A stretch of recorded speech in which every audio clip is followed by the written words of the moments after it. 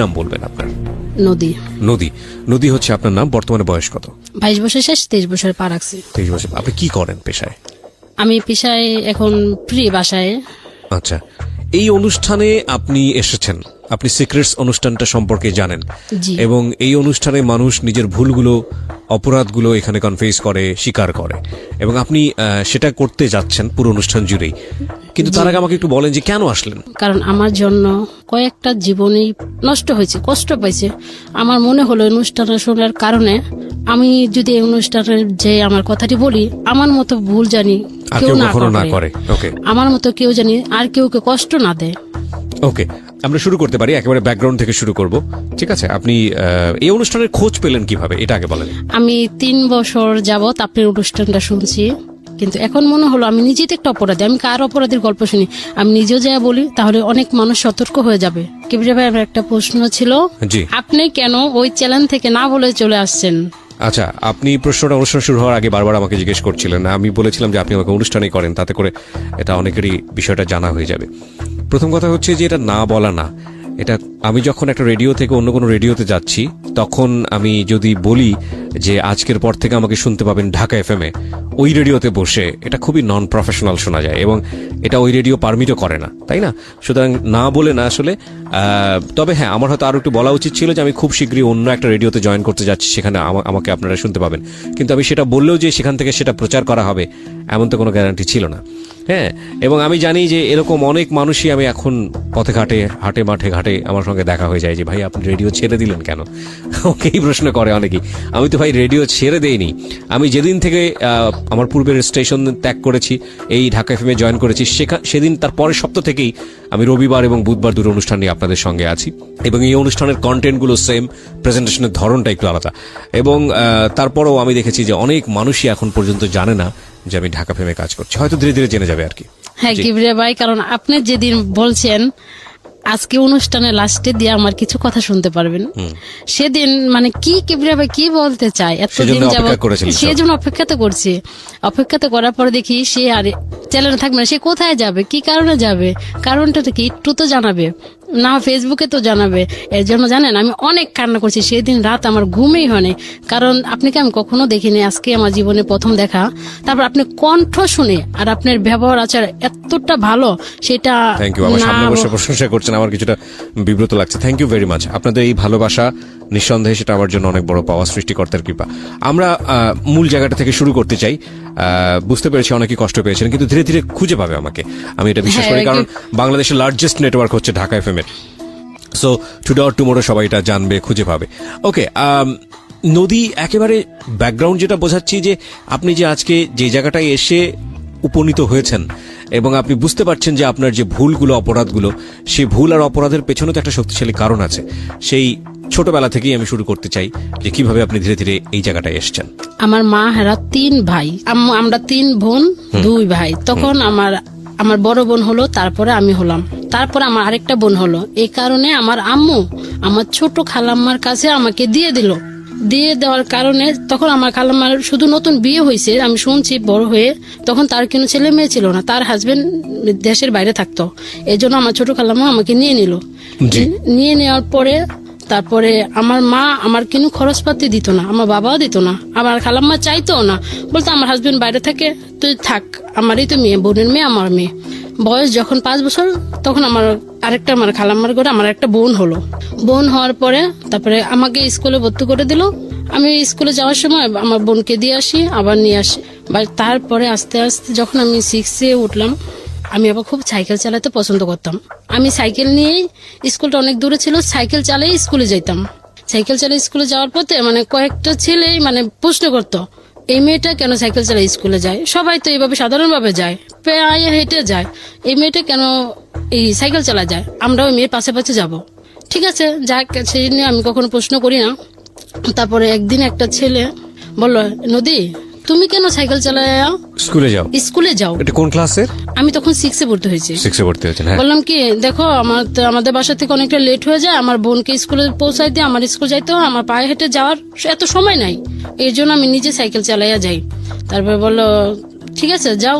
এইভাবে তো ছেলেরা খারাপ ভাবে, গ্রামে একটু গ্রাম সাইডে, এটা শহর হলে চলতো, আমি প্রতিদিন সাইকেল চালাই ওখানটা যাই, ছেলেটা প্রতিদিন দোকানে বসে থাকে, শুধু আমাকে ফলো করে। আমি আবার স্কুল ছুটি হওয়ার টাইমে বসে থাকে, যাওয়ার সময় বসে থাকে। একদিন আমি মেলাতে, বাড়ির পাশে মেলা হয়, বিরাট বড় মেলা, সেই মেলাতে গেলাম। মেলাতে যাওয়ার পরে সে আমার জন্য একটা গোলাপ নিয়ে দাঁড়ায় আছে, বলে নদী এটা তোমার জন্য। আমি কই, কেন এটা আমার জন্য? আমি এই গোলাপ দিয়ে কি করবো? গোলাপ তোমার চুলে পরবা, মেয়েদের চুলেই তো গোলাপ খুব সুন্দর লাগে। আমার আচ্ছা ঠিক আছে। পরে তারপরে আসলাম, তারপরে এইভাবে 6 এর জীবনটা পার হয়ে গেল। ছেলেটা এইভাবে শুধু তাকাই থাকলো। তারপরে 7 উঠলাম, উঠার পরে আর তার সাথে দেখা হয় না, সে কোথায় জানি চলে যায়। তারপর আমি এটে উঠলাম, এটে উঠার 2 মাস পরে বিয়ে দিয়ে দিবে, আমাকে আর পড়াশোনা করাবে না, আমি অনেক দুষ্টু, সাইকেল চালাই, স্কুলে যাই, মানে আমাকে আর বিয়ে দিয়ে দিবে। একটা ছেলে আমাদের এলাকায় মেয়ে দেখতে গেল, মেয়ে দেখার পরে সে মেয়ে বাসায় ছিল না, আমি স্কুল থেকে আসছি, সে আমাকে রানিং অবস্থা দেখে আসলো। দেখে আসার পরে বলে কি, এই মেয়েটা কার? আমি তো মেয়ে দেখতে আসছি, এই মেয়েটাকে আমার ভালো লাগছে, আমি একটু তার ফ্যামিলির সাথে কথা বলতে পারি। তারপরে একজনকে প্রশ্ন করলে এই মেয়েটা বাড়ি দেখাই দিল, ওই যে মুখ বাড়ি যান তৈলে পাওয়া যাবেন। তারপর যাওয়ার পর আমি তো তখন বাসায় ছিলাম না, আমার ক্লাসে পড়েন তখন? আমি তখন 8 ক্লাস 8 পড়েন। হ্যাঁ। তারপরে আমার আব্বু মার সাথে কথা বলে আচ্ছা মেয়ে তো বড় হয়েছে, বিয়ে দিবই, তাহলে তোমার বাবা মাকে নিয়ে এসো। তারপরে ছেলের বাবা ছিল না, মা ছিল, তারা খুব ছোট ফ্যামিলি ছিল, 1 ভাই 1 বোন ছিল, আর বোনের শুধু একটা মেয়ে ছিল। তারপরে তারা আসলো, আসার পরে এক দেখায় আন্টি পরে রেখা গেল, বিয়ে হোক আর না হোক আন্টিটা পড়ে থাক। তারপরে পরে আমাদের ফ্যামিলিতে গেল, যাওয়ার পরে কিনে রকম, মানে তখন আমার বাবা মার চিন্তা ছিল কি, আমার মেয়েকে বিয়ে দিয়ে দেবো, সে যেই রকমই হোক। আসলে কিন্তু তখন আমার বয়স রানিং 14 বছর চলতেছিল, তখন আমার হাজবেন্ডের বয়স পড়াই 40-এর কাছাকাছি হয়েছে।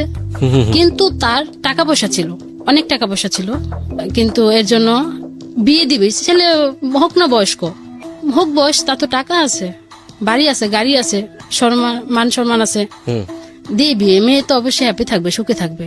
তারপরে আমি তো ছেলেকে যে একদিন দেখছিলাম, তারপরে মানে পরে শান্তি পরে রেখে গেলো, তারপরে একদম সরাসরি বিয়ে। তারপরে বিয়ে ভালোই হয়েছে, মানে দুমদাম করে বিয়ে হয়েছে। বিয়ে হওয়ার পরে আমাকে যখন বাসা নিয়ে আসলো, তখন আমি দেখি, তারপর এখন নিজের চোখের সামনে দাঁড়ায় দেখি কি, যখন বাসর রাত্রে এটা কার সাথে বিয়ে দিছে, সে তো আমার মনে হয় আমার বাবার বয়সের সেম। সে আমাকে এই ছেলের সাথে কেন বিয়ে দিলে? আমি তারপর তাকে বললাম, আপনি আমাকে কেন বিয়ে করলেন? আমি তো তোমাকে বিয়ে করছি, তোমাকে একা বিয়ে করিনি, তোমার বাবা মাকে সাক্ষী রেখে বিয়ে করছি। তাহলে বিয়ে করছি, তারপর ঠিক আছে সংসার করতেছি। তখন স্বামী কি জিনিস আমি বুঝতাম না। মাঝে মাঝে শাশুড়ির সাথেও ঘুমাই থাকতাম, মানে এই রুমও ঘুমাই থাকতাম, ওই রুমও ঘুমাই থাকতাম, মানে কোনো ছিল না। তারপরে বললাম কি, আমাকে এখন একটা ফোন কিনে দেবেন, আমি তো বাবা মার সাথে কথা বলতে হয়। কি বলবেন? ওকে এখন তোমার ফোন কিনে দরকার নেই, এখন তুমি ফোনটা কি করবে? তুমি এখন তোমার যখন একটা বেবি হবে তখন আমি তোমাকে ফোন কিনে দেবো, এছাড়া দিব না। আর ফোন তোমার চালানো নিষেধ। আর একটা কথা সে বলে রাখছিল শুরু থেকে, তুমি কখনো পর্দা ছাড়া বাইরে যেতে পারবে না, তুমি সবসময় পর্দা করে বাইরে যাইবা, তুমি বিনা কারণে গেটের বাইরে বেরোতে পারবে না। আমার সে এখনো পর্যন্ত গেটের বাইরে বেরোতে দেয় না, গেটের বাইরে বেরোতে পারবে না। ঠিক আছে, তখন তো বুঝি না বেরো, গেটের বাইরে না বেরোলে কি হবে? পুরো পাশটা তো ঘরের ভিতরে থাকতেই পাইতাছি, তোর দরকার কি গেটের বাইরে দেওয়ার দরকার? তো যাই না। তো এমন কথা হতে একদিন সে আমাকে আমার বাবা বাড়ি নিয়ে যাবে। নিয়ে যাওয়ার পরে মানে বাবা বাড়িতে আসতেছি, তখন বাসে উঠছে, বাসে ওঠার পরে একটা লোক পাশাপাশি সিটে বলছে কি, ভাইয়া আপনার মেয়েকে কি শ্বশুর বাড়িতে নিয়ে আইতেছেন? আমি তখন এই কথাটা শুনে কি জানেন না, আমি অনেক কান্না করছি। আমি তারপরে থেকে ভাবি তার সাথে আমি আর কখনো বাইরাবো না। তখন আমি বোরকা ছাড়াই বাইরেছিলাম। যখন এই কথাটা বললো, আপনি কি ভাই আপনার মেয়েকে শ্বশুর বাড়িতে নিয়ে আসতেছেন? আমি কি রে, আসলে কি আমি এটা ভাবি? সে বয়স সবাই তো ভাবে, না হলে সে কেন এই কথাটা বলবে? তখন আমার হাজবেন্ড প্রশ্নের উত্তর দেয়নি, প্রশ্ন উত্তর না দিয়ে আমি কান্না করতেছি। তারপরে সেই লোকটা বুঝতে পারছে আমি তার ওয়াইফই হব, এর জন্য কান্না করতেছি। তারপরে বলল থাক, মানুষের কথা কি হয়। তারপরে আমি বাসায় এসে কিছু বলিনি, আমি তারপরে এভাবে শুয়ে থাকার পরে তারপরে আমার আস্তে আস্তে মানে একটা বেবি পেটে আসলো। বেবি পেটে আসার পরে সে আমাকে এমনি তো বাসা থেকে বাইরে যেতে দেয় না, একদম নিষেধ। এখন যখন 1.5 মাস বেবির বয়স পেটে, তখন বললো তোমার এখন থেকে গেটের বাইরে যাওয়া একদম নিষেধ, শুধু ডাক্তার চেক আপ করবে, বাসায় এসে ম্যাডাম আসবে। 12 তারিখে ডেট ছিল, আমাকে 5 তারিখে সিজার করবে, নর্মালে বাচ্চা নেবে না। তবে 5 তারিখে নেওয়া যাওয়ার পরে মানে তখন আমার বয়স 16 বছর। নেওয়া যাওয়ার পরে হাসপাতালে অনেক ডাক্তাররা অনেকটা রাগ হচ্ছে, এত অল্প বয়সের মেয়ে, আপনি এখনই মা। তারপর ঠিক আছে, অপারেশন হলো, মেয়ে হওয়ার পরে তখন আমার হাজবেন্ড তো অনেকটাই খুশি, অনেকটাই হ্যাপি তার মেয়েকে দেখে। কিন্তু বউ কি হলো সেটা দেখার তার প্রশ্ন ছিল না। মানে বউয়ের খবর না নিলেও চলবে, মেয়েটা ঠিক আছে কিনা এটা হচ্ছে বউর মূল খবর না কথা। নিলে হ্যাঁ। চলবে, আমার মেয়ে হয়ে গেছে, আমার একটা সংসারের হয়ে গেছে। তারপর ঠিক আছে, মেয়ে নিয়ে অনেকটা হ্যাপি। এখন হাসপাতালে রিলিজ করে আমি বাবা বাড়িতে নিয়ে যাবে, এখন বলে কি না আমার বাড়িতে যেতে হবে। আমার বাবা বলে কি না, আমার মেয়ে এখন তোমার বাসায় যে কিচ্ছু করতে পারবে না, এখন ঘাটে তো নামতে পারবে না, আমার মেয়ে আমার বাসায় থাকবে। তারপরে আমার হাজবেন্ড হাসপাতালে বিল সব পরিশোধ করে দিয়ে আমার বাবা বাড়িতে পাঠাইলো। তারপরে নিয়ে আসলো 12 দিনের দিনে। নিয়ে আসার পরে বেবিটা আস্তে আস্তে আস্তে আস্তে মানে মানে করতেছে, মানে এমন ভাবে টক করতেছে জানি সে আমাকে ভুলে থাকতে পারে। আমাকে ভুলে থাকতে থাকতে সব সময় দাদুর কাছে থাকে, মানে ওর দাদিকে দাদু বলা শিখাইছি, মানে দাদা তো নাই, আল্লাহ দাদুর কাছে থাকতো। আর ওর আব্বু তো মিরপুরে কে দোকান আছে জামা কাপড়ের, দোকানের থেকে রাত্রে 11টায় 10টায় যাই বাবা সবসময় তাদের কাছে রাখতো, আমাকে দিত না তেমন একটা। খাওয়া পড়া গোসল যা আছে সব করতো। করার পরে তারপরে একদিন তার আস্তে আস্তে দেখি কি তার শরীরে পরিবর্তন আসতেছে, মানে সে স্বাভাবিকভাবে সুস্থ না, আমি দেখতেছি শুধু অসুস্থ হয়ে যাচ্ছে। মানে আপনার মেয়ের কথা বলছেন আপনি? না, আমার হাজবেন্ডের কথা বলছি। আচ্ছা। মানে সেখান থেকে কি অসুস্থ হয়ে যাচ্ছে, মানে যখন আমি স্বামী কি জিনিস বুঝতাম না, মানে সে তখন একটু আগ্রহ ছিল। যখন আমি বুঝতে চেষ্টা করলাম সে আমার স্বামী, তাকে দিয়ে আমার সবটাই দরকার, তখন সে আস্তে আস্তে তো দুর্বল হয়ে গেল। দুর্বল হওয়ার তারপরে থেকে আস্তে আস্তে কিবরে ভাই মানে সে আলাদা রুমে থাকা শুরু করলো। এটা বিয়ের কতদিন পরে? বাচ্চাটা হওয়ার 6-7 মাস পরে থেকে। আচ্ছা, বাচ্চাটা হলো কত বছর পরে? বাচ্চাটা বিয়ে 3 বছর পরে হয়েছে। 3 বছর পরে হয়েছে, তার মানে 3.5 বছর 4 বছর পর্যন্ত আপনাদের রিলেশনশিপ একরকম ছিল, ভালোই বলা যেতে পারে। মানে একরকম না, মানে তখন আমি স্বামী কি জিনিস তখন বুঝতাম আপনি না। বুঝতেন না, কিন্তু মানে যা স্বাভাবিক চলতো। আচ্ছা, কিন্তু তারপরে যখন আপনি বোঝা শুরু করলেন, হ্যাঁ, যখন আমি সেই সময়টাতে সে আলাদা রুমে থাকা শুরু করলো, তাই হ্যাঁ। বলতে চাচ্ছেন? আচ্ছা, ওকে, আমরা এখানে একটা বিরতি নেব প্রিয় শ্রোতা, ছোট্ট একটা বিরতি। আজকে যেই সিক্রেটসটা এখানে রিভিল হচ্ছে সেটা একটা মানুষের ব্যক্তি জীবনের গল্প, কিন্তু এটা আমাদের সমাজে কিন্তু এই ঘটনা একক না, খুব বেশি রেয়ার না। এই ভদ্রমহিলা কত বড় ভুল করেছে বা কত সিক্রেটস আজকে এখানে রিভিল করবে সেটার ব্যাকগ্রাউন্ডে রয়েছে আমরা। ছোট্ট একটা বিরতির পর আমরা আবারও ফিরবো মাত্র সিক্রেটসে। আপনারা শুনছেন ঢাকা FM 90.4। এই অনুষ্ঠান চলাকালীন সময় আমাদের ইউটিউবে আপলোড হচ্ছে, আপনি চাইলে ইউটিউবে চলে আসতে পারেন এবং অবশ্যই আমাদের চ্যানেলটি সাবস্ক্রাইব করতে ভুল করবেন না। সাবস্ক্রাইব করার পর পাশের বেল বাটনটি অন করে দেবেন, তাহলে আপনার সেলফোনে আপনি জানতে পারবেন আমরা কখন কখন নতুন কন্টেন্ট আপলোড করছি। আমাদের ইউটিউবের ঠিকানা হচ্ছে www.youtube.com/DFM904। আমি আবারও বলছি youtube.com/DFM904। প্লিজ সাবস্ক্রাইব করবেন। প্রিয় শ্রোতা, আপনাদের অসংখ্য অসংখ্য অনুরোধে, চাপাচাপিতে এবং জোর করাতে একটা বিশেষ অনুরোধ আমাকে রাখতে হচ্ছে। সেটা হলো, বেশ কিছুদিন আগে বইয়ের ব্যাপারে আমি একটা অফার দিয়েছিলাম যে বইটি যদি আপনি প্রিয় মানুষকে উপহার দিতে চান এবং তাকে যদি আমার পক্ষ থেকে কিছু লিখে দিতে চান, তাহলে সেই সুযোগটি থাকছে। মাত্র 2 দিনের জন্য অফারটি দেবার পর অসংখ্য অনুরোধ আসে এবং এরপর অফারটি বন্ধ হয়ে যায়। আমি সবার জন্য এই অফারটি আরো একবার ওপেন করছি। এখন থেকে শুরু করে আগামী 2 দিন আবার ওই অফারটি আমি দিচ্ছি। যদি আপনি এই বইটি কাউকে উপহার দিতে চান, যে বইটি বাজারে এসছে আমার জীবন গল্প এবং সিক্রেটস, এবং তাকে যদি আপনি কিছু লিখে দিতে চান, তাহলে যেটা করতে হবে, আপনাকে ফোন দিতে হবে এই নাম্বারে। নাম্বারটি হচ্ছে 0963871771। আমি আবারও বলছি 09638771771। ফোন দেওয়ার পরে আপনি কল সেন্টার থেকে কিছু নির্দেশনা পাবেন, সেই নির্দেশনা অনুসারে আপনি কাজ করবেন এবং আমি অতি দ্রুত আপনার হাতে বইটি পৌঁছানোর ব্যবস্থা করব। এই অফারটি শুধুই এই নাম্বারে ফোন করে যারা বইটি অর্ডার করবেন তাদের জন্য প্রযোজ্য, অন্য কোথাও থেকে এই অফারটি প্রযোজ্য হচ্ছে না। শুধু এই নাম্বারটি থেকে যারা বইটি অর্ডার করবেন, অ্যাডভান্স অর্ডার, ঢাকা সহ সারা বাংলাদেশে। হ্যাঁ, নদী, আমরা যেখানটায় ছিলাম তারপর আমি মানে মাঝে মাঝে বলি কি আপনি কেন এই রুমে থাকেন, বলে আমার তো কাজ থাকে, ব্যবসা বাণিজ্য করি, ব্যস্ত থাকি, তোমার কাছে তো মানে এতটা বেশি বয়সে এত রাত পর্যন্ত রাত্রে জেলা কাজ করলে হিসাব টিসাব করলে তুমি তো বিরক্ত হবে। আমি কি সব সময় আপনি তো কাজ করে আমার রুমে যেতে পারেন, আমি ঘুমাইতাম, আমি ভাবতাম সে আসবে, আমি তারপরে মানে অপেক্ষা থাকতে থাকতে ঘুমাই পড়তাম। এখন দেখি কি রাত পাটে সকাল হয়ে গেছে, এখনো সে আসেনি, ওই রুমেই শুয়ে পড়ছে। তারপরে শুয়ে থাকার পরে তারপরে একদিন আমি নিজের থেকে ওই রুমে গেলাম। ওই রুমে যাওয়ার পরে আমি বলছি আমি এখন আপনার কাছে কিছু চাই। এখন তুমি কি চাও? আমি আপনার স্ত্রী হয়ে যা যেতে পারি তাই চাই। কয় সরি আমি এখন দিতে পারবো না। দিতে পারবেন না কারণটা কি? আমি এখন সন্দেহ ঢুকলো, সে কেন এমনটা করে, কেন একটা স্বাভাবিক ছেলে তো এমনটা করবে না। আমার বেবি হয়েছে দেখে আমার কাছে আসে না, না কি কারণটা কি আমি এখন জানবো। আরো মানুষও তো বেবি হয়, তার হাজবেন্ড কি তাকে রেখে চলে যায়? তারপরে এখন দেখি মানে সে এখন বাসাও আসে লেট করে, মানে ভাবে আমি এখন যদি তাড়াতাড়ি বাসায় যাই সে তো অবশ্যই আমাকে এই প্রশ্নটা করবে, আমার কাছে আসতে যাবে, এই জন্য সে লেট করে বাসায় ফিরত। হ্যাঁ মানে আগে আসতে 9টা 10টা অথবা 10:30। এখন দেখি 12টা 1টা এমন আছে 2টো বেজে যায়। বাসা আসার প্রশ্ন করলে বলে এই বন্ধুদের সাথে ছিল, এটা ছিল, এটা ছিল। তাহলে দেখি এখন সে আমাকে কিন্তু সময় দিচ্ছে না। এমন সময় একটা বিয়ের প্রোগ্রাম পড়লো, নাচ করতে পারি বিয়ের অনুষ্ঠানে, মানে আর কেউ কে দাওয়াত না করলো, মানে বিশেষ করে আমাকে দাওয়াত করবে, মানে কারণ আপনি গিয়ে নাচানাচি করবেন। ওকে, ওদিন বিয়েতে তো গেছি, মানে বাচ্চা তখন এই 9-10 মাস হবে। মানে আমার শাশুড়ি বাবা ভালো ছিল, বলতে আচ্ছা ঠিক আছে তুমি যাও, বাচ্চা তো পিটার খায়, বাচ্চা আমি দেখে রাখছি। আমি দেখে রাখছি, যাও। মানে আমরা মানে একটা বিয়ে হলে সবকিছু আলাদা করে কিনে নিই, যে ধরেন আজকে এই বিয়েতে জামদানি পরবো, মানে সবাই এক কোয়ালিটি জামদানি, মানে ওই রকম সবাই। আমার শাশুড়ি আবার টাকা দিল, বল আচ্ছা ঠিক আছে নিয়ে আসো।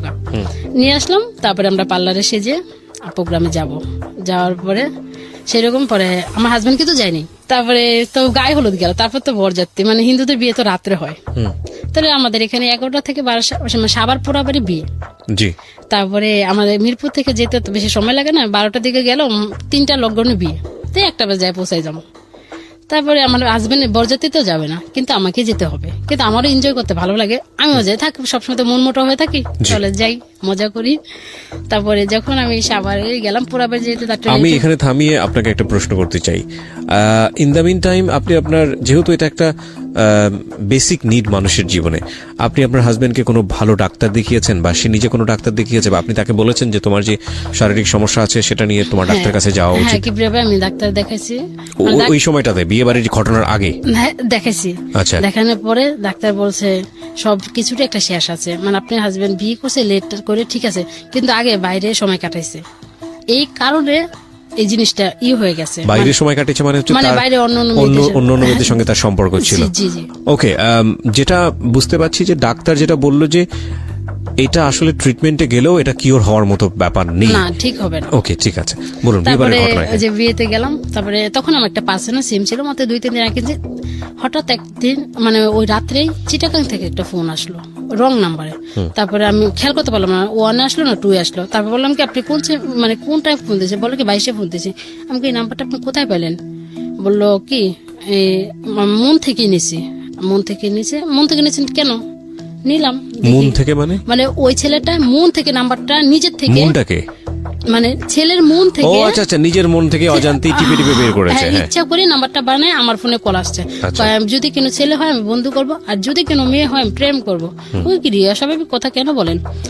তারপরে বিয়ে হলো, বিয়েতে মানে ছেলেটা তখন অনেক ফোন দিচ্ছিল, মানে আমিও কথা বলছিলাম। তারপরে আমি ভাবি থাকি একটু ফান করি, মজা করি, একটা বিয়েতে আসছি এমনি তো মজা, আরো মজা করি।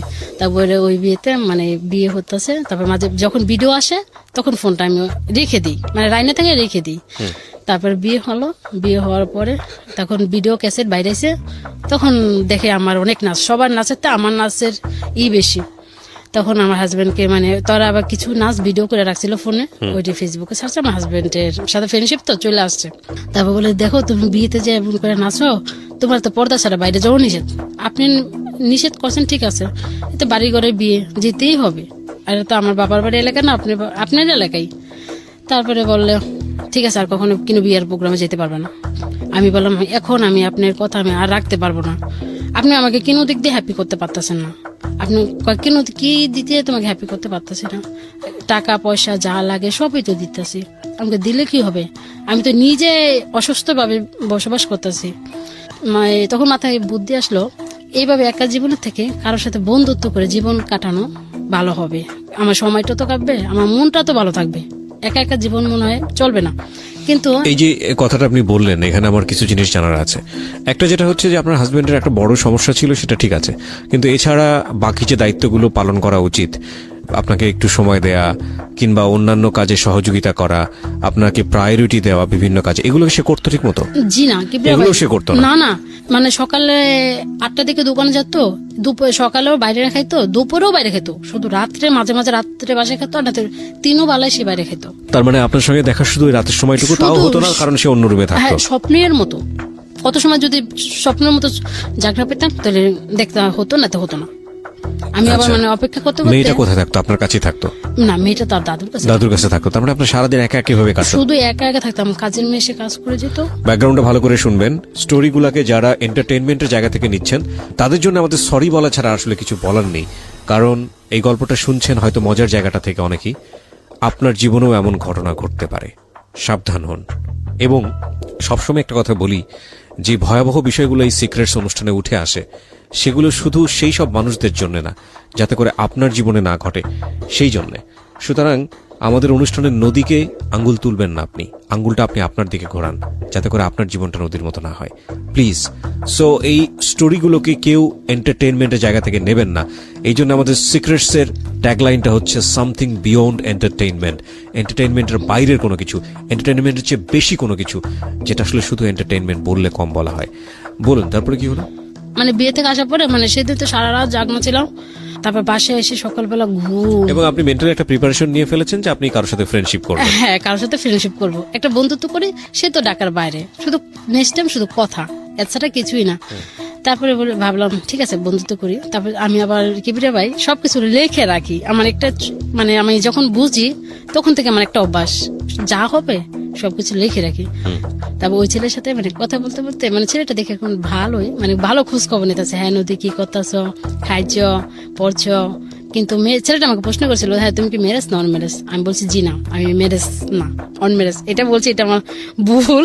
তারপর আপনার সামনে বলছি মানে আনম্যারিড? হ্যাঁ, বিয়ে হয়নি আপনার? হ্যাঁ, বিয়ে হয় নাই, তবে শেষ। মানে এমন কথা তো অনেক মজা করে কথা বললো, মজা করে মানে 10 দিন কথা বলার পরে 11 দিনের দিনে রাত্রে। আপনার নিশ্চয়ই খুব ভালো লাগছিল? হ্যাঁ, অনেক ভালো লাগছিল। 10 দিনের পর 11 দিনের দিনে সে রাত্রে ফোন দেয়, বলতেছে নদী আমি তো এখন চিটাগাং থেকে ঢাকা। আপনি রাতেও কথা বলতে পারতেন কারণ আপনার হাজবেন্ড আপনার হ্যাঁ, আমার পাশে থাকতো না তো। পরে বলতেছে কি নদী আমি তো এখন ঢাকা আসতেছি। আমি কেন তুমি ঢাকা আসতেছো কেন? কয় তোমার কণ্ঠ আমাকে পাগল করে দিচ্ছে, আমার তোমাকে দেখতেই হবে। আমি কই সত্যি না মিথ্যা? আমি ভাবছি তখন কি ভাই সত্যি মিথ্যা কথা। তারপরে সে ঠিকই মানে রাতেই 12টার দিকে ট্রেন থেকে নেমে আমাকে ফোন দিয়েছে, দেখো নদী আমি তো এখন ঢাকা আসছি, তুমি মেয়ে মানুষ এত রাত্রে বাসা থেকে বেরোতে পারবে না, তুমি এক কাজ করো কালকে সকালে আমার সাথে কমলাপুর স্টেশনে দেখা করো। আমিও তো আমার লাইফের প্রথম আজকে ঢাকা আসছি, আমি কিছুটাই চিনি না, আর গাবতলে যাবো কি করে। সেদিন কি ফিরে ভাই জানেন না, এত বৃষ্টি বলার বাইরে। আর আমি কমলাপুর স্টেশনে আমার লাইফেও কখনো আসিনি, তাও একটা ভয়ঙ্কর ব্যাপার। তো আমার হাজবেন্ড তো বাসায় না, দোকানে। তখন আমার শাশুড়ি মাকে বললাম কি মা। ছেলেটার নাম কি ছিল? রাকিব। রাকিব, ওকে। কিন্তু আমি সবসময় আমার ছদ্ম নামই দিতাম, কখনো আসল নাম দিতাম না। নদী নামই বলতেন? হ্যাঁ, এখনো পর্যন্ত নদী নামই আছে। আচ্ছা ঠিক আছে, বলেন। আল্লাহ বলতো কি আচ্ছা নদী তাহলে আমাকে কি দেখো, মানে সকাল হয়ে গেছে, পরে ফোন দিতেছে, আমি তখন বৃষ্টিতে ভিজতেছি। পরে কি দেখো 10টা বেজে গেছে, তুমি আমার ফোন রিসিভ করো না কেন? আমাকে কেন তোমার ফোন আমি কেন রিসিভ করবো? আমি তো আসছি, তোমাকে মনে নেই? আমাকে সরি একটু মনে নেই। তুমি কি করছো? আমি বৃষ্টিতে ভিজতেছি। তোমার তো ঠান্ডা লাগবে। আমাকে ঠান্ডা লাগবে না। তারপর বল কি তুমি কতক্ষণ আসছো? আমি বলি কি আমি তো যা তো কখনো যাই নাই, তাও তো 1.5 ঘন্টা 2 ঘন্টা লাগতে পারে, জামও পড়তে পারে। তা বলে কি আচ্ছা তুমি তাড়াতাড়ি আসো, আমি আবার বিকেলে যাইতে হবে, এখন তো অলরেডি 10টা বেজে গেছে, এবং তুমি আস্তে আস্তে 1:30 2টা বাজতে পারে, বিকেলে ট্রেনে আমার যাইতে হবে। তারপর আচ্ছা ঠিক আছে ওয়েট করো, আমি তাহলে আসছি। সে আমাকে কিন্তু দেখেনি, দেখার পরে তারপরে গেলাম। যাওয়ার পরে বলতেছে কি তুমি কিসে করে আসতেছো? আমি বলছি আমি তো সিএনজি করে আসতেছি। সে কয় কি আচ্ছা বলো তুমি অ্যাড্রেসটা দাও, তোমার পরনে কি, মানে আমি বলছি আমি তাও কিছু দেবো না, দেখি তুমি আমাকে চিনতে পারো কিনা। তারপর আচ্ছা ঠিক আছে অ্যাড্রেস দিতে হবে না, তুমি আসতেছো এটা তো শিওর? আমাকে হ্যাঁ এটা শিওর। তারপরে বলে তারপর আমি যখন সিএনজিতে নাইমে ভাড়া দিচ্ছি তখন আমাকে সে ফোন দেয়, বলে তোমার মাথায় কি লালন না? আমাকে কি হ্যাঁ, এটাই নদী? আমাকে হ্যাঁ। পরে গেলাম, আর একটা ফ্রেন্ডকে নিয়ে আসছিল, এই কথা বললাম, কথা বলে মানে হোটেলে খাইলাম, বিলটা আমিই দিলাম, ওদেরকে দিতে দিলাম, কারণ এত দূর থেকে আসতে চিটাগাং থেকে। সম্পর্কটা কি ছিল আপনার এই মানে সম্পর্কে মানে তার সাথে আমি যে বললাম না, শুধু প্রেমের অভিনয়। মানে অভিনয় তো আমরা বুঝতে পারছি, কিন্তু তখন পর্যন্ত ও কি জানতো যে আপনি ওকে লাভ করেন, ভালোবাসেন? হ্যাঁ, সে তখন ভাবতো কি, বলে কি নদী, এখন তো আমি তোমাকে দেখছি, তুমি তো আমাকে দেখছো, তোমাকে এখন আমার অপছন্দ? আমি তো ভাবি মনে মনে, আপনি তখনও কথা দেননি না নাকি? আমি ঠিক বুঝতে পারছি না, মানে ছেলেটা কি জানতো যে আমি তাকে ভালোবেসি, তাকে বিয়ে করব? এটা ছেলেটা জানতো? হ্যাঁ, এই জন্য সে ঢাকাতে আর আসছে। আপনার জায়গা থেকে বিষয়টা ছিল টাইম পাস? হ্যাঁ, আমার বেলায় তো বেশি ছিল টাইম পাস, কারণ আমার হাজবেন্ড আমাকে সময় দেয় না। এক্স্যাক্টলি। আপনি ছেলেটার নাম কি বলছিলেন? রাকিব। রাকিব। তারপরে বলো কি, দেখো নদী, তুমি তো আমাকে এখন দেখছো, এখন কি আমাকে অপছন্দ হয়? আমি বললাম কি, না পছন্দ তো হয়। তোমার কি আমার অপছন্দ হয়? কি না, তোমাকে তো মাথায় করে রাখবো, যাতে আমি তোমাকে ভালোবাসি। তারপরে আমি বললাম কি, চলো তোমাকে আমি এখনই নিয়ে যাবো। আমি না, এটা তো কিভাবেই সম্ভব না, আমি তো এখন বাসা থেকে কিছুটাই বলিনি, তাহলে তোমাকে আমার বাবা মা অনেকটাই করবে, থানা পুলিশ করবে, তোমার অনেকটাই ঘাবড়ে যাবা। তারপর বলে কি, তাহলে কি করবো? আমাকে যাই, তোমার বাবা মাকে নিয়ে এসো। তারপর বললো কি, সত্যি বলতেছো? তুমি তো পর হয়ে যাবে না? আমি বললাম কি, না আমি পর হব না, তুমি যাও। তারপর সে আমাকে আরেকটা সিএনজি করে উঠায় দিল, আমি সরাসরি মিরপুরে চলে আসলাম। চলে আসার পরে ওই গেল, যাওয়ার পরে আমি পরের দিনকে ফোন দা, বলে কি, তুমি ঠিক মতো পৌঁছাইছো? বলছে হ্যাঁ, আমি ঠিক মতো পৌঁছাইছি, আমি বিকালবেলা আম্মুর সাথে কথা বলবো তোমার ব্যাপারে। আমি আচ্ছা ঠিক আছে বলো। আমার কাছে তাও মজা লাগতেছে, ওর আম্মুর সাথে সিরিয়াস ভাবে আলাপ করবো, আমার কাছে মজা লাগতেছে। তারপর এখন দেখি ওর আম্মু বলে কি, থাক বাবা, তুই তো চিটাগাঙ্গের ছেলে, আর মেয়ে তো ঢাকায়, আমি আমাদের এখানে গ্রাম সাইড, ওই মেয়ে কিছু করতে পারবে না। আমাকে সে আবার এটি বলে, দেখো নদী, তুমি দেখো আমাদের বাড়িতে গরু আছে, এটা আছে, ওইটা আছে, মাটির ঘর, থাকতে পারবে? আমাকে তুমি যদি যেখানে রাখো সেখানেই থাকতে পারবো। অনেকটা মজা লাগতেছে। তারপরে দেখি সিরিয়াস, এখন বলতেছে তার মাকে নিয়ে শুক্রবার দিন ঢাকাতে, মানে আমাদের বাড়িতে আসবে। তারপরে শুক্রবার দিন আসবে শিওর, বলে তোমার বাবা মাকে বলে রাখো আমি আসবো, তোমার বাবা মা যদি না দেয় আমি তোমাকে তুলে নিয়ে আসবো, তুমি তো রাজি? আমি বললাম হ্যাঁ আমি রাজি, তুমি এসো। তারপরে তুলে নিয়ে আসবো। তারপরে দেখি সিরিয়াস আসবে, সবকিছু গুছাই নিছে, ওর মা বাবা বড় ভাই আসবে, তখন রাকিব চলে আসবে? হ্যাঁ, রাকিব চলে আসবে আমাকে নেওয়ার জন্য, অথবা যে কোনো একটা করার জন্য। আপনার বাড়িতে আসবে আর কি, মানে কি বলে এটাকে, বিয়ের দাওয়াত, কি বলে, বিয়ের দাওয়াত, সম্বন্ধ নিয়ে আসবে, প্রস্তাব নিয়ে আসবে। হ্যাঁ। তারপরে আমি বৃহস্পতিবার দিন রাত্রে ওর সাথে কিছুক্ষণ কথা বলে একদম সিমটাই বন্ধ করে দিলাম, ওই জন্য আমার কিনার খোঁজ খবরই না পায়। কতদিনের সম্পর্ক? মাত্র 17 দিন হয়েছিল। মাত্র 17 দিনের মধ্যে এরকম সিরিয়াস হয়ে গেছে? হ্যাঁ, কিন্তু আমার কণ্ঠ ভালো ছিল, আমি এখনো পর্যন্ত ছেলেদেরকে পটাইতে মনে হয় 1 মিনিটও লাগে না। আপনি দিনরাত 24 ঘন্টা রকিবের সঙ্গে কথা বলতেন? ওই 17 দিন, 24 ঘন্টা না, ধরেন 24 ঘন্টা আমি যে 4 থেকে 5 ঘন্টা সময় ওরা দিতাম। এই প্রতিদিন 4 থেকে 5 ঘন্টা? হ্যাঁ। এই পর্যায়ে আমরা একটা বিরতি নেব, বিরতির পর আবারও ফিরে আসবো সিক্রেটসে। আপনারা যারা আমাদের এই অনুষ্ঠানে কান পেতে আছেন তাদের প্রতি কৃতজ্ঞতা। যারা এই অনুষ্ঠানটিতে অংশগ্রহণ করতে চান নিজের জীবনের সিক্রেটস গুলো নিয়ে মানুষকে সংশোধন করবার জন্য, আপনার মতো ভুল যাতে না করে সেই আহ্বানটি সবাইকে করবার জন্য তারা চলে আসতে পারেন। আমরা প্রিয় শ্রোতা, এই অনুষ্ঠানে আসার জন্য যে নাম্বারটি ওপেন রেখেছি 24 ঘন্টা, সে নাম্বারটি হচ্ছে 09611904 আমি আবারও বলছি 09611904904। ফিরছি 2 মিনিট পর। বিরতির পর আরো একবার স্বাগত জানাচ্ছি সিক্রেটসে। আপনারা শুনছেন ঢাকা FM 90.4। এই অনুষ্ঠান চলাকালীন সময় আমাদের ইউটিউবে আপলোড হচ্ছে, আপনি চাইলে ইউটিউবে চলে আসতে পারেন এবং অবশ্যই আমাদের চ্যানেলটি সাবস্ক্রাইব করতে ভুল করবেন না। সাবস্ক্রাইব করার পর পাশের বেল বাটনটি অন করে দেবেন, তাহলে আপনার সেলফোনে আপনি জানতে পারবেন আমরা কখন নতুন কন্টেন্ট আপলোড করছি। আমাদের ইউটিউবের ঠিকানা হচ্ছে www.youtube.com/DFM904। আমি আবারও বলছি youtube.com/DFM904। প্লিজ সাবস্ক্রাইব করবেন। প্রিয় শ্রোতা, আপনাদের অসংখ্য অনুরোধে, চাপাচাপিতে এবং জোর করাতে একটা বিশেষ অনুরোধ আমাকে রাখতে হচ্ছে। সেটা হলো, বেশ কিছুদিন আগে বইয়ের ব্যাপারে আমি একটা অফার দিয়েছিলাম যে বইটি যদি আপনি প্রিয় মানুষকে উপহার দিতে চান এবং তাকে যদি আমার পক্ষ থেকে কিছু লিখে দিতে চান, তাহলে সেই সুযোগটি থাকছে। মাত্র 2 দিনের জন্য অফারটি দেবার পর অসংখ্য অনুরোধ আসে এবং এরপর অফারটি বন্ধ হয়ে যায়। আমি সবার জন্য এই অফারটি আরো একবার ওপেন করছি। এখন থেকে শুরু করে আগামী 2 দিন আবার ওই অফারটি আমি দিচ্ছি। যদি আপনি এই বইটি কাউকে উপহার দিতে চান, যে বইটি বাজারে এসছে আমার, জীবন গল্প এবং সিক্রেটস, এবং তাকে যদি আপনি কিছু লিখে দিতে চান, তাহলে যেটা করতে হবে, আপনাকে ফোন দিতে হবে এই নাম্বারে। নাম্বারটি হচ্ছে 09638771771। আমি আবারও বলছি 09638 038771771। ফোন দেওয়ার পরে আপনি কল সেন্টার থেকে কিছু নির্দেশনা পাবেন, সেই নির্দেশনা অনুসারে আপনি কাজ করবেন এবং আমি অতি দ্রুত আপনার হাতে বইটি পৌঁছানোর ব্যবস্থা করব। এই অফারটি শুধুই এই নাম্বারে ফোন করে যারা বইটি অর্ডার করবেন তাদের জন্য প্রযোজ্য, অন্য কোথাও থেকে এই অফারটি প্রযোজ্য হচ্ছে না। শুধু এই নাম্বারটি থেকে যারা বইটি অর্ডার করবেন, অ্যাডভান্স অর্ডার, ঢাকা সহ সারা বাংলাদেশে। হ্যাঁ, নদী, আমরা যেখানটায় ছিলাম তারপরে ওই তো মানে হয় আমাকে অনেক বিশ্রাইছে, আমি তখন এতটা ফিল করিনি। রাকিব শেষের পরে মানে আমার বাবা বাড়িতে আমাকে যেতে দিছে। এখন কিছুদিন আমার ভাই অসুস্থ ছিল, তারপরে এই জন্য আমাকে যেতে দিচ্ছে আমার হাজবেন্ড, মানে 2 মাস থাকতে পারবো। তখন আমাদের বাড়িতে আবার কাজ করতেছিল, ছাদ জ্বালাই দিব। তখন আমার আব্বু বলতেছে, মানে একটা ড্রাইভারের নাম্বার বলতেছে, এই নাম্বারটা আমি বলি, তুমি একটু ওই নাম্বারটা লিখে দাও। তা আমি বলছি খাতায় না লিখে আমার ফোনে সেভ করে ফেলাইছিলাম।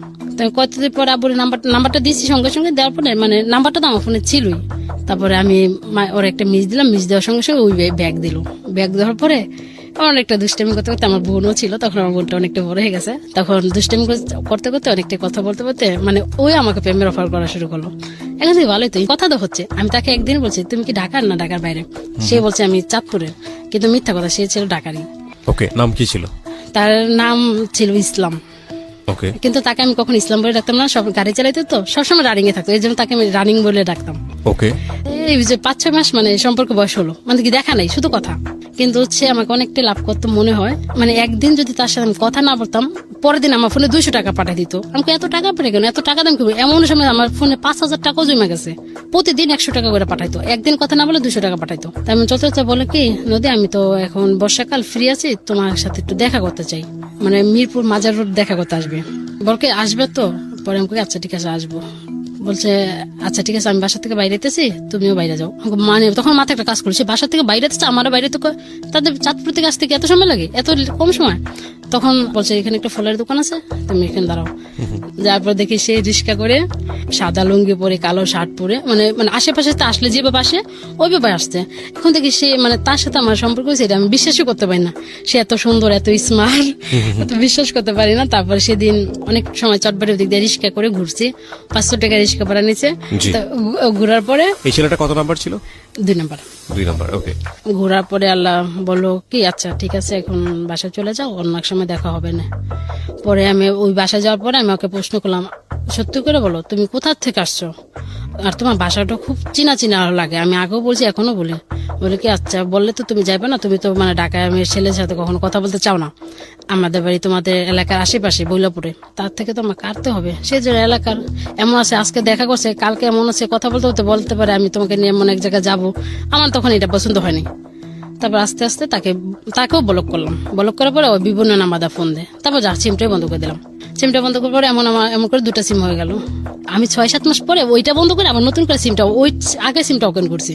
খোলার সাথে 3-4 দিন পরে সে আমাকে ফোন দিছে, রাখিবি দেখুন কি নদী তোমার ফোন বন্ধ কেন, তোমার কি হয়েছে? আমাকে দেখ রে ভাই, আমার অবস্থা না খুবই খারাপ ছিল রে ভাই, ফোনটা হারাই গেছে, সিমটা হারাই গেছে, আর উঠাইতে পারিনি, এই জন্য তোর সাথে আমার দেখা হয়নি, কথা হয়নি। আচ্ছা এখন তুমি কেমন আছো? আমাকে এখন আমি ভালো আছি। বাকি এখন আমি আসি, তোমাকে বিয়ে করবো তো, আমি তো এখন তোমার জন্য পাগল আছি। আমি তুমি বিয়ে করবি? আমার তো বিয়ে হয়ে গেছে। এটা আপনি বললেন? মানে এটা বললেন এই কারণে যাতে করে সম্পর্কটা শেষ হয়ে যায় আর না আগায় সামনের দিকে। তারপরে ওর মানে ওই একটা হোটেলে জব করতো, স্টাফ ছিল, আর ওর একটা মামা ছিল। মামা কি মানে সমান বয়সে 2-1 বছর বড় ছোট হতে পারে, মানে হোটেলের ম্যানেজার ছিল। মানে ওই অনেক মেয়েদের সাথে অনেক দুষ্টামি করে দেখে, আর মানে ওর ফোনটা মামার কাছে জমা রাখতো। তা মাঝে মাঝে আমিও ফোন দিলে আল্লাহ মামা রিসিভ করে বলতো কি আচ্ছা আপনি পরে ফোন দেন, আমি ওই আসলাম বলবো। তারপরে মামার সাথে 2-1 দিন কথা বললাম। মামা তারপরে আমার নাম্বারটা মামার ফোনে সেভ করে নিল, আমি বুঝতেও পারিনি। এক সময় মামা আমাকে কয়েক মাস পরে ফোন দিল। ফোন দেওয়া বলো কি তুমি কি নদী? আমাকে হ্যাঁ আমি নদী। আমি কণ্ঠ শুনে বুঝতে পারছি এটাই সেই মামা। আর তারপরে বুঝতে পারার পরে বলে কি আমি তোমাকে একটা কথা বলতে চাই। আমাকে কি? আমি না তোমাকে অনেক বেশি ভালোবাসি, আমি সেটা তোমাকে জানাইতে চাই। আমাকে কেন ভালোবাসবে? আমি আচ্ছা আমি ওই মামা ডাকতে থেকে আমিও মামা ডাকতাম। আমাকে ঠিক আছে এটা পরে আমি আপনাকে উত্তরটা দেবো। সেদিন ছিল 5 তারিখ। বলে আচ্ছা তুমি আমাকে 6 তারিখে উত্তর দিবা। তারপরে আমি 6 তারিখে ভাবলাম আমি এখনো উত্তর বিশ্রাই পাইনি, 7 তারিখে দিব। তারপর ভাবলাম তার সাথে মজা করছি, তার মামার সাথে একটু মজা করি, টাইম পাস তো টাইম পাসই, আর সে তো ঢাকার বাইরে। তারপর সেই মামার সাথে কথা বলতে বলতে 7 তারিখে বললাম হ্যাঁ বলার পরে তারপরে কথা চলছে। আবার এই 3-4 ঘন্টা কথা চলছে। কথা চলার পরে মামা একদিন বলকে আমি তো তোমাকে সম্পর্ক করছি, আমি তোমাকে বিয়ে করব। আমি বলি, কিভাবে বিয়ে করবে? তো ফোনে বিয়ে করবো। ফোনে বিয়ে করবে কিভাবে? ফোনে কোন সময় বিয়ে হয়? তুমি তো আমাকে দেখলো না। ওকে, আমি তোমাকে দেখি নাই, তোমার কণ্ঠ শুনে আমি তোমাকে ভালোবাসি। তুমি আমার ফেসবুক আইডিতে ঢুকে আমাকে দেখো। আমি চাবো না তুমি আমাকে ফ্রেন্ডশিপ পাঠাও না, শুধু আইডিতে ঢুকে আমাকে দেখো। তারপর ঠিকই আমি তাকে দেখলাম, দেখি কি আছে মোটামুটি ভালো। আমাকে থাক, দেখছি তো ছেলে হলে হয়েছে। মানে আপনার ভিতরে একটা পৈশাসিক আনন্দ হচ্ছিল তখন আর কি, ছেলে ultimately। হলে হয়েছে, যেমনই ছেলে হলে হয়েছে। তারপর 15 তারিখে বলে আমি একটা মাজারে যাবো, সেদিন ছিল শুক্রবার। আমি একটা মাজার যাবো, মাজারে যে আমি যা যা বলবো তুমি মানে হ্যাঁ বলবে। আমি কাছে ঠিক আছে, মানে মাজারে গেল, যাওয়ার পরে বিয়ে যেভাবে হয় ওইভাবে মানে বলতেছিল। তারপর লাস্টে বলে কি আচ্ছা তুমি কবুল বলো। তারপর 3-3 বার কবুল। আমি এমনি মজা করে বললাম, আমি তো মজা ফান। সে কিন্তু আমাকে দেখে নাই, মানে ওইভাবে ওই আমাকে স্ত্রীর ভাবে মেনে নিচ্ছে। পয়লা বৈশাখ আসলো। পয়লা বৈশাখ আসার পরে মানে ওই আমাকে বলতেছে, আর তুমি তো আমার স্ত্রী, তুমি তো আমার কাছে কখনো কিছু চাও না, শুধু নেক্সট টাইম তোমার ফোনে যখন কিছু টাকা না থাকলে আমি শুধু টাকাটা পাঠাই, এছাড়া কিছু চাও না। তাহলে এখন পয়লা বৈশাখে তোমার জন্য 5,000 টাকা পাঠাই, একটা বিকাশ নাম্বার দাও। আমি কেন 5,000 টাকা কেন পাঠাবা? আমার তো কিবরিয়া ভাই মানে টাকা পয়সার কিন্তু কিছু অভাব নেই, আমি টাকা দিয়ে কি করবো? আমার শুধু একটা এনজয় করা, মজা করা, এটাই। তারপরে তোর তুমি আমাকে স্বামী হিসেবে মানো না? আমি কি মানবো না কেন? তোর টাকা নিবে না কেন? আমি বললাম আচ্ছা এখন লাগবে না, এখন রাখো, আমার যদি কখনো দরকার লাগে আমি তোমার কাছে চেয়ে নেবো। আচ্ছা ঠিক আছে, আমি রেখে দিলাম, তুমি কিন্তু চেয়ে নিবে, এটা আমাকে সাবধান। একসময় বুঝতে পারলো এত ওয়েটিং এ, ওর বাবা মা বুঝতে পারলো এত আমার ছেলের ফোন দোকান থেকে আসার পরে এত ওয়েটিং এ কেন থাকে। মানে ওর বাবা মা ওর জানার আমতেই একটা মেয়ে ঠিক করে রাখলো। ওর মার অসুস্থর কথা বলে ওকে বাসায় নিয়ে গেল। বাসায় নিয়ে যে ওকে জোর করে বিয়ে করে দিল। সে বাসর ঘর থেকে বউ রেখে আবার রিটার্ন চিটাগাং চলে আসলো। তারপর বাবা মা তো বিস্তারিত আছে আমার ছেলে কই গেল। পরে ও যেদিন আসছে আইসে আমাকে ফোন দিছে, কি তুমি কোনো টেনশন করছো? আমি হ্যাঁ আমি তো অনেক টেনশন করছি। আমি তুমি কি ঠিক আছো? আমি তো ঠিক নাই। কেন? আমি কেন, কি হয়েছে? কি জানো, আমার জীবনে একটা দুর্ঘটনা ঘটছে। কি হয়েছে? আমার বাবা মা আমাকে বিয়ে করে দিছে।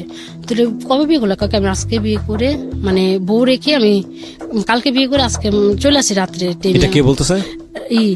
রাকিবের মামা। রাকিবের মামা বলছে? হ্যাঁ, আমাকে কেন চলে আসছে? একটা মেয়েকে বিয়ে করলে কেন চলে আসছে? রাকিবের সঙ্গে তো আপনার সম্পর্ক ছিল, পাশাপাশি ছিল, নাম্বার চেঞ্জ ছিল। রাকিব তো ব্লক করা অবস্থায়, এখন রাকিবের মামার সঙ্গে সম্পর্কটা আছে। ওকে, তারপরে আমাকে কেন চলে আসলে? তাহলে তুমি যাও, মানে তারপরে বাবা মাকে ফোন দেয়। তারপরে মেয়ে কি আর এইভাবে থাকবে এই বাড়িতে? তারপর মেয়ে বাবা বাড়িতে চলে গেছে। মানে এমন করে আবার ঈদ চলে আসছে, রোজার ঈদ চলে আসার পরে তারপর বলে কি দেখো কি বলো, আমি কি বাসায় যাবো? আমাকে বাসায় যাবে না কেন? যাও। কি আচ্ছা ঠিক আছে যাই। কিন্তু যাওয়ার পরও মেয়ের সাথে কিন্তু নাই। তারপর তখন একটা করে এলো, মানে ওর মেয়ের গার্জেন বললো কি বলছে বলে, তুমি আমার মেয়েকে বিয়ে করছো, তাহলে এইভাবে রেখে চলে গেলে কেন? এইভাবে কি আমার মেয়ে থাকবে? আপনাদের মেয়েকে বিয়ে করার আগে কি আমাকে প্রশ্ন করছিলেন? যদি না থেকে নিয়ে যান। তারপরে তখন মেয়ের কাবিন ছিল 5 লাখ টাকা। তখন বলো কি সারাসারি করতে হলে 3 লাখ টাকা দিতে হবে। তবে সে বললো আমাকে 2 থেকে 3 মাসের সময় দেন, আমি 3 লাখ টাকা দিয়ে আমি ডিভোর্স পেপার পাঠিয়ে দেবো।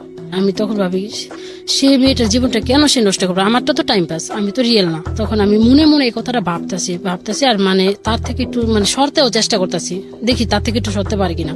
বলে আমি এখন চিটাগাং থেকে কক্সবাজার ট্রান্সফার হয়ে যাব, আমি তোমাকে নিয়ে ওখানে নিয়ে থাকবো। মানে আবার না বললে কষ্ট পাবে, কারণ তাকে তো আমিও এখন একটু একটু ভালোবাসতে শুরু করছি। তারপরে বলি আচ্ছা ঠিক আছে, যেটা ভালো পাবে সেটাই করো। তারপরে এই সময় আরেকটা ছেলে চিটাগাং থেকে এই একইভাবে শুধু রং নাম্বার আবারও ফোন আসছে। ফোন আসার পরে মানে আবার সে মেসেজ করছিল প্লিজ কল মি, মানে কলটা ব্যাক করতে বলছিল। তারপরে দিন আমি ব্যাক দিয়েছি, ব্যাক দেওয়ার পরে একটা ছেলে মানে চিটাগাং ভাষায় কথা বলো তো আমি বুঝতে পারি না, কি বলে না বলে কিছুই বুঝি না। তারপরে মানে কথা বলতে 1 সপ্তাহ মতো কথা বললাম। আমি এখন ভাবি কি থাক, ওকে তো আমার ভুলতে হবে, যে করেই হোক তাকে ভুলতে হবে। একদিন ছেলেটা অনেকটাই ভদ্র ছিল, সে মুরগির ব্যবসা করে। তারপরে সে 2টার দিকে মানে খায়া দিয়ে বাসাতে বাইরে আমাকে ফোন দিছে, মানে যাবে 4টার দিকে, মানে বাসা থেকে বাইরে আমাকে ফোন দিছে। ফোন দেওয়ার পরে কথা মানে বলতেছে। তারপর আমাকে আচ্ছা অনেক কথা তো শুনলাম, আমি আপনার সাথে একটা কথা বলতে চাই। কি কথা বলো? তারপরে বললাম আমি না আপনাকে ভালোবাসি। আপনি কি বলেন? হ্যাঁ বলেন অথবা না বলেন, যে কোনো একটা এখনই বলেন, তাহলে বলক মারবো। তারপরে বলে কি ঠিক আছে তুমি একটা কথা বলছো, আমি এটা এখন অ্যান্সার দিব না, দিব পরে। আমি কতক্ষণ পরে? দিব পরে, এটাই। তারপরে মানে তারপরে তখন 2টার আড়াইটার দিকে বলছি। তারপরে এমন করতে মানে কিছুক্ষণ পরে ফোন দেয়, কিন্তু আমাকে কি অ্যান্সার কি বলছি না এখন না পরে। তারপরে রাত 3টা বেজে গেল। তখন ছিল বুধবার, আপনার অনুষ্ঠান ছিল 1টা পর্যন্ত, আমার অবশ্যই জেগে থাকতে হবে।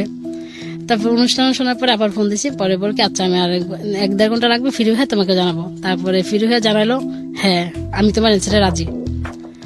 রাজি হওয়ার পরে তারপরে মানে এবার কথা চলতে আছে, ওর মাল শেষ হয়ে যায় 3টা 3:30, ওই বাসা যায় 6টায় 7টায়, মানে তখন পুরো কয়েক ঘন্টা আমাকে সময় দেয়। সময় দেওয়ার পরে মানে রাকিবের মামা আমাকে লক দিচ্ছে, তখন আমি না ঠিক আছে, আমি যেটা বুঝতে পারছি সেটা হচ্ছে যে আপনি চাচ্ছেন রাকিবের মামার বিয়ের সংসারটা ভেঙে না যাক, হ্যাঁ হ্যাঁ এবং এই জন্য আপনি মানে আস্তে আস্তে ওর জীবন থেকে সরে যেতে চাইতেছি। মানে যখন অন্য কারোর উপর ইনভলভ হচ্ছেন। হ্যাঁ ওকে, আমি ভাবছি তাকে আমি 3-4 ঘন্টা সময় দিলাম, এখন যদি আমি 2 ঘন্টা সময় দিই আমার আস্তে আস্তে ও কমে যাবে। এটা তো আপনার জন্য নেশার মতো হয়ে গেছে, আপনার আমার কারো না জন্য কারোর সঙ্গে সেটা- কথা বলতেই হয়, হ্যাঁ না হলে আপনার ভালো লাগে না, রাইট? হ্যাঁ আমারও কথা বলতে হয়। Okay. তারপরে আমি তার লাইফ থেকে সরে যাবো, অন্য কারো লাইফে যাই একটু এনজয় মজা করব। তারপর আমি এখন ওই ছেলের সাথে কথা বলে মাঝে মাঝে রাকিবের মামা আমাকে ফোন দিয়ে ওয়েটিং এ পায়। আমার ফোন ওয়েটিং পেলে ওর মাথা অটোমেটিক গরম হয়ে যাবে। আর ওই যে মিঠু এই ছেলেটা অনেকটাই ভালো, মানে ওয়েটিং এ পাইলো, মানে একটা ভুলভাল দিয়ে একটা প্রশ্ন দিয়ে কাটে পেতাম, তাহলে ভাবি 2টা সিম নেই, 2টা ফোন থাক, তাহলে দুজনকে সময় দিতে পারবো। তারপরে ওই রাকিবের মামা কি করলো, এক পর্যায়ে মেয়েটাকে ডিভোর্স দিয়ে দিল। ডিভোর্স দিয়ে দিল? হ্যাঁ ডিভোর্স দেওয়ার আগে আপনার সঙ্গে কথা বলেছিল যে এরকম? না আমাকে বলে নেই। ডিভোর্সটা কি আপনার কারণেই হয়েছে? আমি ভাবি মনে হয় আমার কারণেই হয়েছে। আমি তো যদি তাকে এমন করে ভালোবাসার অফার না করতাম, মানে এমন করে না জড়াইতাম, তাহলে তো মনে ডিভোর্স তো হতো না। কিন্তু আপনার সঙ্গে জড়ানোর পরে তো সে বিয়ে করেছে, হ্যাঁ তাহলে সে বিয়ে কেন করলো? বিয়ে বাবা মা জোর করে করছে, যদি বলছে যদি বিয়ে না করস তাহলে আমি আর তোর বাবা মারা যাবো। ঠিক আছে এই জন্য- ঠিক আছে, তো ডিভোর্স হয়ে গেল। হ্যাঁ, তারপরে মানে কথা বলতে বলতে মানে এক সময় দেখি কি মানে ওয়েটিং এ পাইলো, রাত বাজে 2টা, মানে ওই ছেলেও ফোন দিছে, ওই মিঠুও ফোন দিছে, রাসেলও ফোন দিতেছে। মানে ওয়েটিং পাওয়ার পরে বললাম কি আমার রাসেল তুমি এই মুহূর্তে কল দাও, মানে এই মুহূর্তে আর অডিও কল তো মানে হয় না। ওকে। পরে রাসেলটা হলো যার বউ ডিভোর্স হয়ে গেছে। রকিবের মামা, হ্যাঁ হ্যাঁ আর আরেকটা ছেলে যে মিঠু। মিঠু, হুম। রাসেল এবং মিঠুর দুজনের সঙ্গে আপনি চালিয়ে যাচ্ছেন। হ্যাঁ Okay. পরে বললাম কি তাহলে আবার 2টা ফোন কিনলাম, তাহলে কথা কি মানে 2 হেডফোন দিয়ে দুজনই লাইনে রাখতাম, দুজনের সাথে একই কথা চালাই যেতাম। মাঝে মাঝে কোনোটা রাগ করে আমাকে উল্টা পাল্টা কথা কমো, তাহলে একটা না একটা রাগ করে কাইটা দেবো, তাহলে একটার সাথে চালিয়ে যাও। এগুলো একটা গন্তব্যহীন একটা রিলেশনশিপ, এবং আপনার জায়গা থেকে যে শুধু টাইম পাস, মানে হ্যাঁ, কিন্তু আপনাকে তাদের কোম্পানি সাথে- দেওয়ার কেউ নাই, এটার উপর বেসিস করে আপনি ছেলেদের সাথে এই ধরনের মিথ্যা হ্যাঁ, অভিনয় করে time pass যাচ্ছেন। করতেছে। আচ্ছা, তো এই সম্পর্কের মধ্যে কি অনৈতিক, পুরো সম্পর্কটাই অনৈতিক? তারপরে জিজ্ঞেস করছি, আপনাদের মধ্যে ভার্চুয়ালি কোনো মানে ফোনের মাধ্যমে কোনো অনৈতিক সম্পর্ক তৈরি হতো কিনা? হ্যাঁ ওকে, ঠিক আছে, বলেন তারপর। তারপরে একদিন মিঠু বলতেছে দেখো নদী, তুমি তো আমাকে কখনো তোমার ইমো নাম্বারটা দিলা না, তোমার হাতে তো অ্যান্ড্রয়েড সেট আছে, তোমার ফেসবুক আইডি আমি পাইছি। আমাকে তুমি দেখো রে ফেসবুক আইডি করতে পাইলাম, আমি মনের টানে সব পাইতে পারি। কিন্তু আসলে সেটা ছিল মিথ্যা কথা, মানে আমার থেকে ফেসবুক আইডিটা নেওয়ার জন্য। তারপর আমি ফেসবুক আইডিটা দিলাম, ফেসবুকে ঢুকে বলো কি মাশাআল্লাহ তুমি তো একদম পাগল করার রূপ নিয়ে আমাকে পাগল করে দিয়েছো। তো কাকে ঠিক আছে তুমিও আমার আইডিতে। ওটা কি রিয়েল ছবি ছিল আইডিতে? হ্যাঁ রিয়েল ছবি ছিল। ওকে, আমরা এই ফাঁকে প্রিয় শ্রোতা আপনাকে- নদীর একটা ছবি আমরা আমাদের ফেসবুকে দেখাচ্ছি, স্টুডিও পিকচার যেটাকে বলে। আপনারা চাইলে ওনাকে দেখার জন্য আসতে পারেন। আমাদের ফেসবুকের ঠিকানা www.facebook.com/kibria.rj। আমি আবারও বলছি www.facebook.com/kebria.rj। পেজটি আরজে কিবরিয়া নামে আছে, প্লিজ লাইক দিয়ে দেবেন। ফেসবুকে আইডি দেখলো আপনার? হ্যাঁ। তারপরে মানে এমন করে কথা হচ্ছে, তারপর আমিও তার মানে আমি যেরকম ছেলে পছন্দ করতাম, মানে বলতাম তোমার কোন ধরনের ছেলে পছন্দ, তা বলতাম আমার মানে ছেলেদের মানে থাকবে সুন্দর হ্যান্ডসাম, হালকা হালকা দাড়ি, মানে এরকম ছেলে। দেখি কি তার আইডিতে ঢুকে ঠিক আমি যেরকম পছন্দ করতাম ঠিক একই রকম কিবরিয়া ভাই। তারপরে বললাম কি তুমি তো একদম দেখার মতো ছেলে, পছন্দ হয়েছে? আমাকে হয়েছে তো। তারপর রাকিবের মামা মানে এমন করে তারপর এক সব পর্যায়ে বললো দেখো নদী আমি তো ওকে ডিভোর্স দিয়ে দিছি, তুমি কি বলো? তুমি আমাকে তো বললে না, কেন ডিভোর্স দিলে কেন? পরে আমি তারপরে সেদিন 21 তারিখ ছিল, আমি বললাম কালকে 22 তারিখ, তুমি কালকে ফোনে একটু এমবি ঢুকে আমি তোমাকে একটু ভিডিও কলে দেখবো, মানে সেই দেখাই হবে শেষ দেখা। তো আচ্ছা দেখলাম, দেখার পরে বললাম কি তুমি আমাকে আর কখনো দেখতে পারবে না, আমি তোমার জীবন থেকে চলে যাবো সারা জীবনের জন্য। সে ওই মনে হচ্ছে আমি কিনো দুর্ঘটনা ঘটাবো, কিন্তু আমি কিছুটাই করবো না। তারপর সেদিন থেকে আর আমি সব জায়গাতে ব্লক করে দিলাম, যোগাযোগ নেই। তারপর সেই নতুন একটা আইডি খুলে আমাকে ফ্রেন্ডশিপ পাঠাইছিল, তারপর সেটা আমি অ্যানসার করছি, আমার ছবি টবি কিছু ছিল না। কিন্তু ওই মাঝে মাঝে করতো, মানে আমাকে নিয়ে অনেক কথা বলতো, নদী তুমি আমাকে কষ্ট দিও না, ফিরে আসো আমার জীবনে যেখানেই থাকো। আমি ঘটনাকে একদম সংক্ষিপ্ত করে ফেলতে চাই। আপনি এরকম কতগুলো ছেলের সঙ্গে জড়িয়েছেন এখন সব মিলিয়ে? এই 12-13 জন হবে। 12 থেকে 13 জন। এবং এদের ব্যক্তি জীবনে অনেক ধরনের ক্ষতি হয়েছে আপনার এই সম্পর্কের দ্বারা। আপনার কি ক্ষতি হয়েছে? আমার ক্ষতি হয়েছে কি, মানে আমাদের এলাকার মানে একটা ছেলে আমাকে কাকিমা বলে রাখতো। আমাদের না ছেলেদের বাড়ি হয়েছে মানে সিঙ্গারে, Okay. মানে আমাদের এখানে ভাড়া থাকতো। হুম। আমাদের বাড়িতে গেটে ঢুকতো না, মানে ফলো করতো। সে এমনি মাঝে মাঝে আসতো, কথা বলতে বলতো শেষ। আমার শাশুড়ি মাও থাকতো, আমার বাগ্নিও থাকতো। মানে সে আসতে আমাদের বাসায়। আসার পরে মানে আমার মেয়েটা তখন আমার কোলে ছিল। হুম। কোলে ছিল, মানে 8টা বাজে তো, মানে ছোট মানে ঘুমায় যাবে, ঘুমাচ্ছে। তখন আমি ওরে শোয়া মানে ই করলাম, মানে মুসুরিটা টানাচ্ছি। হুম। মুসুরি টানা, সে মানে কয়েকটা সেলফি নিছে আমার। আমি জানি না সে কেন সেলফিটা নিছে, এমন এমন নিছে সেলফিটা। নেওয়ার পরে মানে কিছু লোক মানে হঠাৎ করে মানে মেয়েটা শোয়ার পর মানে ওরা হঠাৎ করে আমার রুমে ঢুকে পড়ছে। আমার শাশুড়ি ছিল, বাগ্নি ছিল, ওরা ওই রুমে ছিল, আর ছেলেটা আমার রুমে ছিল। মানে হেরা ভাবছে কি না কি কথা, কি বেরোবে। আজকে আমি সত্য কথা বলতেছি, তার সাথে আমার এমন কোনো সম্পর্ক ছিল না। হঠাৎ করে আমার রুমে এসে বলা যায় তুই এই বিত্তে চুসকে লাগা। বলার পরে সেও থুতুপুতু খাই গেছে। কি রে, কি হলো, কি কারণে এলাম, কি হলো। পরে তাকে অনেক মারলো। আমাদের বাড়ির পাশে একটা ক্লাব আছে, মানে এলাকার নেতা ফেতাদের, ওরা ওই ক্লাবে নিয়ে গেলে অনেক মারলো, কিন্তু আমাকে কিছু বলে নেই। তখন আমি বলছি আমাকে তোমরা কিচ্ছু করতে পারবে না, আমার হাজব্যান্ড আছে, তাকে তোমরা ফোন দানো, সে যদি আমাকে ছেড়ে দেয় তাহলে দিবে, তোমাদের বিচারে রায় যদি আমাকে ছেড়ে দেয় তাহলে দিবে, আর আমার হাজব্যান্ড যদি আমাকে নিয়ে খায় তাহলে তোমরা কিছু বলতে পারো না, আমার গায়ে একটা হাতও দিবে না। তারপরে বলতেছে ঠিক আছে, ওই তো এবারে বউ, ওরা কিছু বলতে হবে না, ওরে মার দিকা, ওর ইচ্ছা মতো। কিন্তু ওরা অনেক মারছে, মারার পরে রাত্রি ওরা আমার হাজবেন্ড দোকান থেকে আসছে, আসার পরে রাত্রে মানে এলাকার অনেকজন, কি বলবো কি রে ভাই, আমি তখন লজ্জায় মাথা হেট হয়ে গেছে। আমি কি করলাম, কি হলো, কিছু তো হলো না কেন। পরে আল্লাহ বিচারে ডাকাইলো, ডাকানোর পরে বললো তুমি যদি মানে সব বিচার যা সবকিছু হলো, ওই ছেলের সাথে আমার কখন দেখা হবে না, কথা হবে না, আমার নাম্বার চেঞ্জ, ছেলের নাম্বার চেঞ্জ, সবকিছু মেনে নিল। এখন বলতেছে তুমি যদি এই বউ নিয়ে খেতে চাও তাহলে তোমার 1 লক্ষ টাকা জরিমানা দিতে হবে, আজ না দিলে কালকে ভিত্তি দিতে হবে। তারপর আমার হাজবেন্ড মানে 1 লক্ষ টাকা, এটা এই সাধারণ কাজের জন্য, আমি একটা এলাকার ছেলে, এই সাধারণ কাজের জন্য 1 লক্ষ টাকা জরিমানা, তোমরা এটা কি বলো, ডাকাতের কথা বলো। তারপরে মানে সে বললো ঠিক আছে 50,000 টাকা কালকে নিয়ে নিও। আমার হাজবেন্ড পরের দিন 50,000 টাকা দিয়ে দিল। 50,000 টাকা দেওয়ার পরে তারপর সে আমাকে প্রশ্ন করলো তুমি কি সত্যি বলো এমন ধরনের কাজে জড়িত আছো? আমি বললাম না, আমি এমন ধরনের কাজে জড়িত নেই। তোমার প্রবলেম থাকতে পারে ঠিক আছে, কিন্তু আমি এমন কাজ কখনো করতে পারি না। তারপরে কি বলে ভাই জানেন, সে আমার দুলাভাই আসছিল, মানে আমার বাবা বাড়িতে কাউকে জানায়নি, শুধু আমার বউ। আপনার এই ঘটনা মোটামুটি সবাই জেনে গেল এরপর? সবাই জেনে গেল, মানে এলাকা সবাই জেনে গেল, মানে অমুকের বউ এই কাজটা করছে, কিন্তু একদম মিথ্যা। আমি আজকে আপনার সামনে মিথ্যা কথা বলবো না, আজকে সবাই শুনবে এই ঘটনাটা। তারপর সে ঠিক আছে তুমি আর